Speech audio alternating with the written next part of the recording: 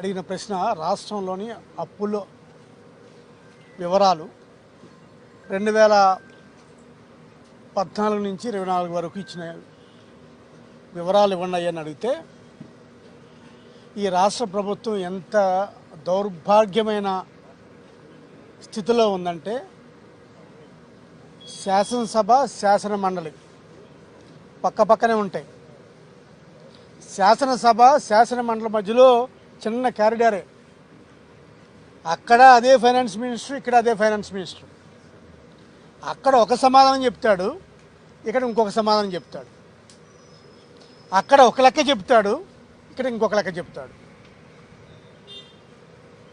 అంటే ఈ రాష్ట్ర ప్రభుత్వానికి తన మాట మీద వాళ్ళకే నమ్మకం లేదు, నమ్మసగ్మైన మాటలు లేవు.